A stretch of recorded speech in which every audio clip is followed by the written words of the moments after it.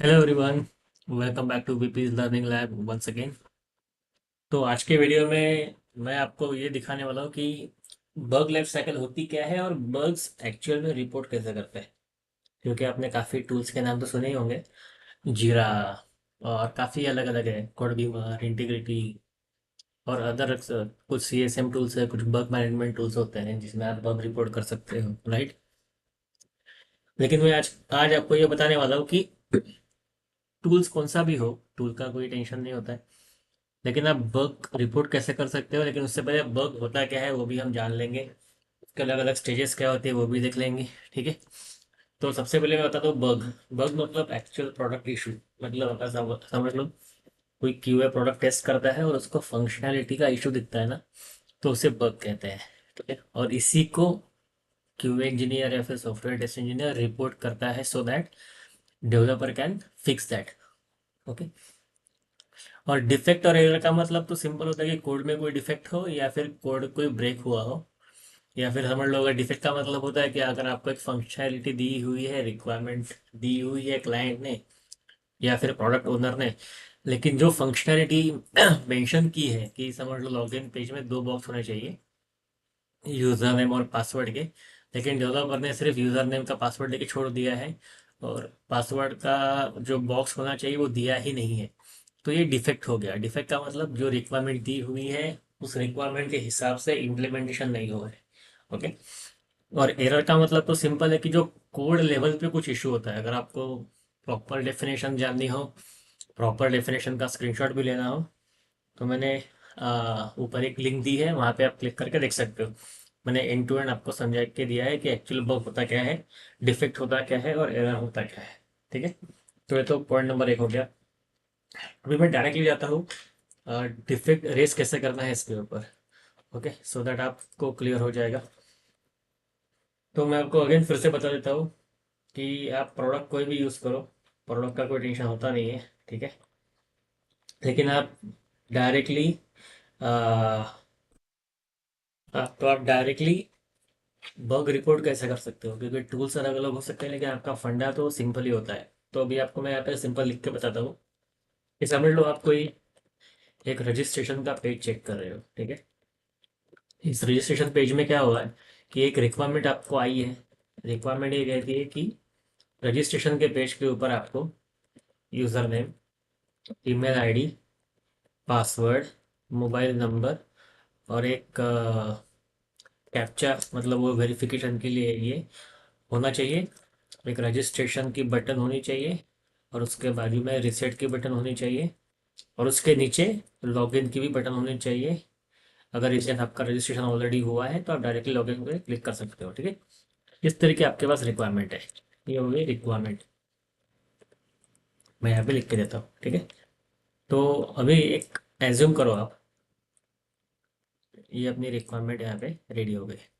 लेकिन अभी प्रॉब्लम ये हुआ है कि जो डेवलपर था उसको रिक्वायरमेंट ऐसी दी गई थी कि यूज़र नेम में आप कॉम्बिनेशन आपको देना कंपलसरी है। मतलब यूज़र नेम में लेटर्स प्लस नंबर्स, इस तरह का कॉम्बिनेशन होना चाहिए। ईमेल में इस तरह का कॉम्बिनेशन होना चाहिए, ठीक है। इस तरह का मतलब e@xyz.com, मतलब @ और डॉट होना ही चाहिए इस तरह का। और password should be a combination of letters, numbers and symbols, ठीक है। इस तरह का रिक्वायरमेंट है। तो अभी यहाँ पे दो चीज़ें हो सकती है। एक तो डेवलपर ने जब डेवलपमेंट स्टार्ट किया तो ये जो रिक्वायरमेंट दी हुई थी उसको फॉलो नहीं किया, तो we can say it as a defect. लेकिन और एक चीज़ हो सकती है कि यूज़र ने इसे परफेक्ट फॉर्मेट में दिया है, लेकिन अगर मैंने करेक्ट इन्फॉर्मेशन भी डाली तो भी लॉगिन में इशू आ रहा है। मतलब I am not able to register, and register होने के बाद भी I am not able to log in with the same details, तो इसको हम कहेंगे बग। तो इन दोनों केसेस में as a QA engineer, QA can raise bug for these two cases, okay. मतलब एक तो आप डिफेक्ट जिसमें फंक्शनैलिटी मिसमैच है रिक्वायरमेंट के हिसाब से, उसमें भी आप बग रेस कर सकते हो। या फिर आप डिफेक्ट रेस कर सकते हो। If functionality is mismatch, bug मतलब functionality is not working correctly. तो यहाँ पे लिखता हूँ मैं कि मिस मैच रिक्वायरमेंट। ओके। और बग का मतलब होता है incorrect working of the function. Correct. तो ये हो गया दो सिनेरियोज। इन दो सिनेरियोज में आप as a QA bug raise कर सकते हो। करेक्ट है। अभी बग रेस करना मतलब क्या होता है, तो मैं आपको सिंपल बताता हूँ, कुछ ज़्यादा होता नहीं है। एक टेम्पलेट दे रहा हूँ यहाँ पे, ये शायद मैं आपको नीचे लिंक में दे भी दूंगा, आप उसका यूज़ कर सकते हो जस्ट फॉर टाइम बिंग। ये मैं आपको स्प्रेडशीट में बता रहा हूँ, लेकिन मोस्ट ऑफ द कंपनीज में ऑनलाइन टूल्स होते हैं, वहाँ पे आप बग रिपोर्ट कर सकते हो। ठीक है। सबसे पहला होता है बग आईडी। उसके बाद होता है बग डिस्क्रिप्शन। उसके बाद होता है बग की सीवेरिटी। उसके बाद होता है बग की प्रायोरिटी। उसके बाद होता है बग का स्टेटस। उसके बाद होता है बग रिपोर्टेड डेट। उसके बाद होता है बग असाइंड डेवलपर। उसके बाद होता है बग वेरिफिकेशन असाइन। ओके।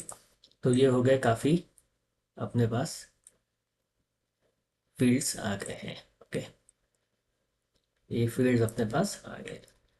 इतने ही फील्ड्स होते हैं मोस्टली, इसके अलावा ज़्यादा कुछ होता नहीं है। और चाहे तो कभी कभार ऐसे भी हो सकता है कि किस प्रोडक्ट के लिए आप प्रेस करें, तो प्रोडक्ट नेम। अभी ये कंसिडर करो कि वीपीज लर्निंग लैब की मेरी खुद की वेबसाइट है। ठीक है। तो उसके लिए मैंने ये रजिस्ट्रेशन पेज बनाया, तो मेरा प्रोडक्ट का नाम क्या हो जाएगा, वीपीज लर्निंग लैब। राइट। ये हो गया पॉइंट नंबर 1। बक्का 1 2 3 4 5 6 स्टार्ट करने के लिए कोई भी। ठीक है। बस डिस्क्रिप्शन ये बोल सकते हो यहाँ पे कि user name field is not following the standard as per requirement. Okay. ये हो गया डिस्क्रिप्शन, और यहाँ पे समरी भी होती है। समरी का मतलब होता है कि एक छोटा सा वर्क समरी। यहाँ पे लिख सकते हो आप issue in user name field, something like this. Got it. तो अभी यहाँ पे मैंने बेसिक एक छोटा सा एग्जांपल दे रहा हूँ। और दिस समझ लो, यहाँ पे 1 2 3 4 नहीं लिखेंगे, यहाँ पे 1 लिखेंगे। फिर सेकंड बग क्या होगा, सेकंड ऐसा हो सकता है कि unable to log in with registered data. मतलब रजिस्ट्रेशन करने के बाद जो डेटा है, समझ लो ये we enter X Y Z है, और पासवर्ड डाला है मैंने M1 @MA। अगर ये रजिस्ट्रेशन तो सक्सेसफुल हो गया, लेकिन रजिस्ट्रेशन होने के बाद मैं लॉगिन नहीं कर पा रहा हूँ। यहाँ पे लिख सकता हूँ मैं कि अनेबल टू लॉगिन। नहीं, यहाँ पे स्टेप्स लिखने पड़ेंगे। सबसे पहले स्टेप्स क्या होगी कि register using registration form, enter details like user name equal to VP's learning lab and password equal to 1 2 3 4 5 6। ठीक है।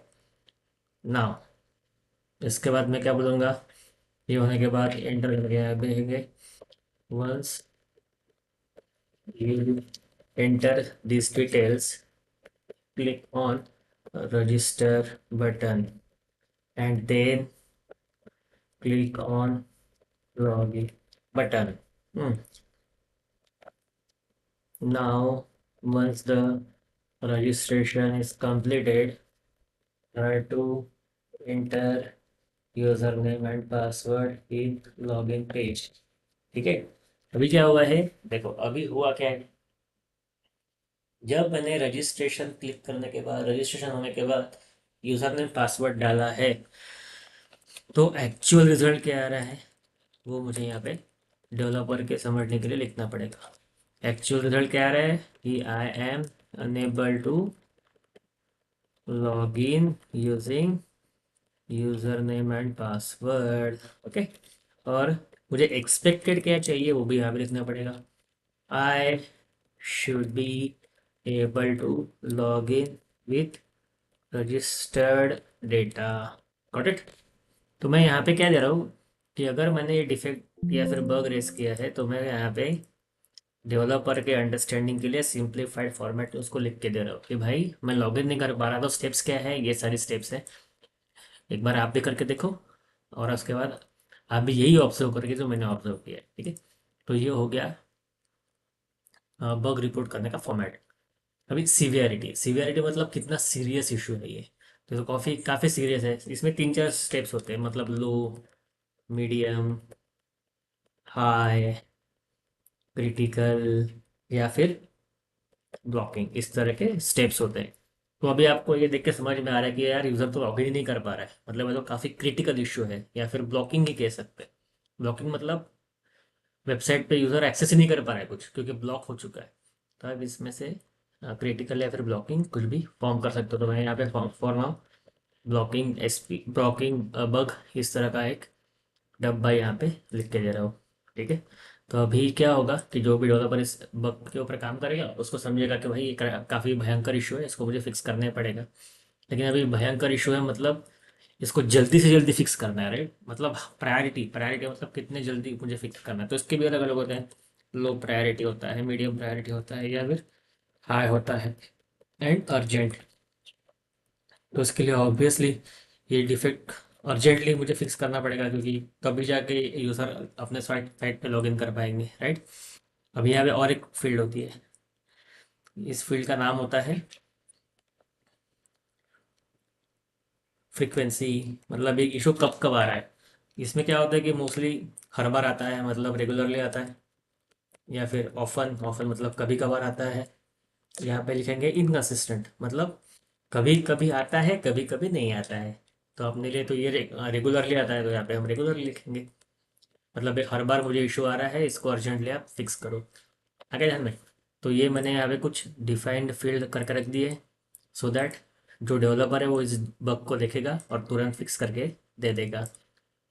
और अभी अभी क्या होगा, जैसे ही ये बग मैंने रिपोर्ट किया तो इसका स्टेटस क्या आएगा, न्यू, क्योंकि ये नया बग है, नया।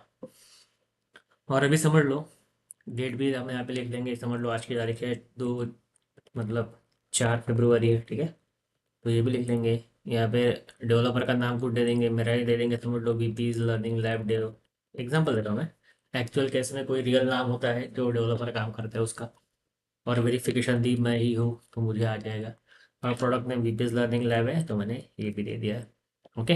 तो ये सारे फील्ड्स रेडी हो गए। अभी बग क्या है, न्यू स्टेट में, न्यू, ठीक है। लेकिन जैसे ही ये बग किसी डेवलपर को असाइन होगा, वो उसका स्टेटस चेंज करेगा। उसका स्टेटस वो करेगा इन प्रोग्रेस, क्योंकि उसने एनालिसिस स्टार्ट कर दिया है, उसके ऊपर काम करना स्टार्ट कर दिया। ओके। अभी इन प्रोग्रेस के बाद दो तीन चीज़ें होती है। एक तो उसने बग फिक्स कर दिया और आपको बोला कि भाई this is ready to verify, आप वेरीफाई करो।